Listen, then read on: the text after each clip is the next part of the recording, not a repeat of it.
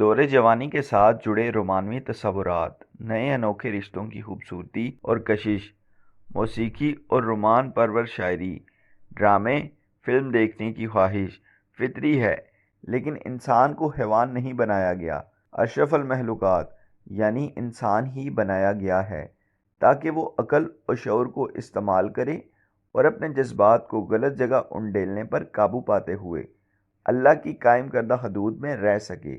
اسی میں فرد کا بھلا ہے، اسی میں معاشرے کی سلامتی ہے۔ صدیوں سے یہی طریقہ بچاؤ رہا ہے۔ جب صدیوں میں انسانی فطرت نہیں بدلی تو احکامات کیسے بدل جاتے؟ لیکن یہاں ایک توازن درکار ہے۔ نہ سماج میں حیا کا تصور پھیلانے والے اس تصور میں اللہ اور اس کے نبی صلی اللہ علیہ وآلہ وسلم کی عائد کردہ پابندیوں سے آگے گزر جائیں، نہ ہی نئی نسل کے فرسٹریٹڈ مرد عورت سماج سے بغاوت کے شوق میں اپنی عزت و غیرت کو نیلام کرنا شروع کر دیں۔ مہندی، چوڑی، بالیاں خواتین اور لڑکیوں کے لیے بنی ہیں، لیکن صرف جائز رشتوں میں اس زینت کو دکھانا دین کی اجازت ہے۔ ناجائز سرعام بازاروں، پبلک پوسٹ، محفلوں محافل میں اس کی نمائش قطعاً حرام ہے، مگر اس سب کو پہننے کے لیے شادی کے انتظار کا درس دینا بھی کوئی درست بات نہیں۔ یہ ایک دوسری انتہا ہے۔ حجاب اوڑھنا باہر کی دنیا کے لیے ہے، نامحرموں کے لیے ہے۔ گھر کی چار دیواری میں خواتین کی محافل میں سجنے سنورنے کا اس سے کوئی تعلق نہیں۔ اگر کوئی یہ سمجھتا ہے کہ حجاب والی لڑکیاں اور خواتین سجتی نہیں تو اسے اپنے تصورات حیا و پردہ درست کرنے کی ضرورت ہے۔ وہ بالکل سجتی سنورتی ہیں اور ہو سکتا ہے کسی کے تصور سے زیادہ سنورتی ہوں، مگر درست جگہ پر، سوشل میڈیا کے چوراہے پر نہیں۔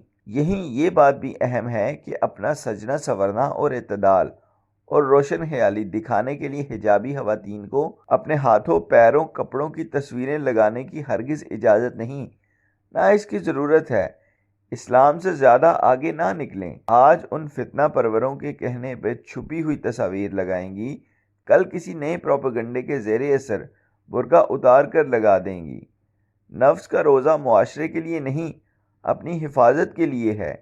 بغاوت، مظلومیت اور رد عمل کے ہیلوں کے ساتھ نفس کو بے لگام چھوڑ کر دین والوں کے سامنے اکڑنا اور ان کا ٹھٹھا لگانا خود خدا کے سامنے اکڑنے جیسا ہے۔ عورت کو اتنا باحیا ہونا چاہیے کہ اپنی زینت کو چھپانا باعث عار نہیں، باعث فخر محسوس ہو۔ جنہیں نظریں جھکانے، زینت چھپانے، گھروں میں ٹکنے کا حکم دیا گیا تھا وہ بہترین عورتیں تھیں، اور جن سے پردے کا حکم دیا گیا وہ بہترین مرد تھے۔ مرد کو اتنا غیرت مند ہونا چاہیے کہ اپنے گھر تو کیا باہر کی کسی عورت کو بھی بے پردہ نہ دیکھ سکے، کجا یہ خواہش کرے کہ اسے رنگین مناظر نظر آئیں، ورنہ سماج اس کے نزدیک تنگ نظر کہلائے گا۔